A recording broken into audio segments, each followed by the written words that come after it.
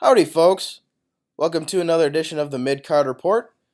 Just Vince today, and I'm going to be talking about the repercussions of possibly the worst WWE main event I have personally ever seen. The worst by far of botches and embarrassingly old men um, trying to recapture something that would have been great 20 years ago, even 15 years ago, maybe, even 10 years ago. I wouldn't put it past the Undertaker to put on a good match in 2009. But man, this was awful. I'm not blaming anyone in this match at all because I think both the wrestlers were. I don't know if either wrestler wanted to do this match. I am completely blaming Vince McMahon for this. And I don't think the Undertaker's. I don't think he could have wrestled in the past 5 years. Uh, let's just take a look at this track record since losing the streak. And by the way, I think Undertaker probably could have gone out and probably could have ended his career with losing the streak. Although the match itself was not very good against Brock Lesnar at WrestleMania 30, because Undertaker was obviously concussed during the match. Um, that was the last thing that Undertaker was holding on to. It was the streak. He had won championships, Royal Rumbles. He's main evented numerous pay per views. I think he's the third highest ranked person to main event a pay per view behind Triple H and John Cena. He had nothing else to prove, and a lot of people complained about Brock Lesnar being the one to end the streak, but at that time you needed to build Brock as this monster heel, and the way to do that is you kill something that WWE fans loved, and if you want to make him a monster heel, that was the way to do it. And he rolled right into SummerSlam later that year and kicked Cena's ass. But I mean, that should have been the end of the Undertaker. But unfortunately, we've gotten 5 years of piss poor matches with the Undertaker. So let's just run down here and talk about all the matches that the Undertaker's been in the past 5 years that just really haven't been worthwhile, really. WrestleMania 31, Undertaker versus Bray Wyatt. This match wasn't really anything special. It was fine. It wasn't a bad match.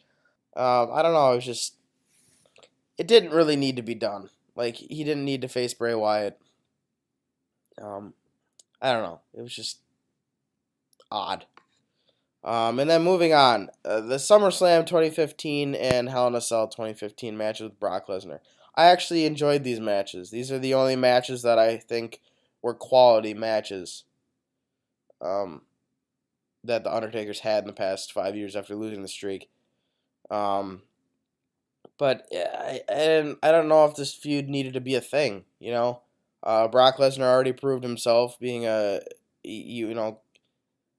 demolishing the Undertaker at WrestleMania, demolishing Cena and holding the belt up until WrestleMania 31. I don't know if the Undertaker and Brock Lesnar needed to revisit that rivalry, but we got some good matches out of it. The SummerSlam 15 match is pretty solid. You got the meme out of it, and then Hell in a Cell 2015. I think it was an awesome match. It was bloody and violent, and it proved Undertaker could still put on some brutal matches, but not necessary. And then really after that feud with Lesnar, this is where it really spirals downhill, and it's basically the Undertaker nostalgia tour. Because none of these matches make any sense whatsoever. So you have SummerSlam or Survivor Series 2015, the Brothers of Destruction versus the Wyatt family. I get that was like the 25th anniversary of the Undertaker wrestling, 25 years. cool. But like, did we really need to see it? No, we didn't. It was pretty average match. And it just buried the Wyatt family. And then that following WrestleMania 32, Undertaker versus Shane McMahon. Again, another match. Was like, what? Why? Like Shane McMahon coming back was amazing. It was a great return on Raw. I had fun with it. I marked out when he came out, but like the versus the Undertaker, you couldn't have, Vince couldn't have storyline picked someone else to face Shane McMahon for this storyline thing that, you know, really months after this happened, the storyline from this match didn't even matter. And then the next appearance we saw of the Undertaker was at the 2017 Royal Rumble. Um, I mean, this is fine. I mean, I don't think the Rumble would have suffered without him in it, but it was whatever. It is basically to set up the next match, and that was WrestleMania 33's Roman Reigns versus the Undertaker. Oh my God, this oh, this match was extremely hard to watch. It was just, man, Undertaker looked sad and looked like he didn't want to be there, and he looked old. This is the first time I'm like, damn, he looks old. Because this is, I don't know. It was embarrassing. This was embarrassing. It was, it's not as embarrassing as this Goldberg Undertaker match, but man, it was embarrassing to watch him wrestle, and for it to main event that year's WrestleMania was just unnecessary. And everybody thought he was gonna be done too after this, which, you know, if they really wanted to end it again, this would have been a great opportunity because building up Roman Reigns is the next big guy. I mean, he was already built up for several years, but like, he's the guy now. He beat Undertaker at WrestleMania, and then Taker leaving his hat and coat and gloves in the ring. Would have been perfect. The next year, he came back at WrestleMania. He wasn't on any Raws to build it up. And he faced John Cena, which was a 2.5 minute squash match to basically show the Undertaker still got it. He's still back. And I didn't need to know that, like, and I people saying me, well, this is a dream match or whatever, like Undertaker Cena at WrestleMania. Yeah, of course it is, but it would have been a dream match, 10 years prior. And then we start with the Saudi shows. Then after that, and Undertaker faces Rusev for a casket match, which this was originally going to be Undertaker versus Chris Jericho, which I think would have been a much more entertaining match because as we've seen, Chris Jericho could still go, and he could still put on great matches.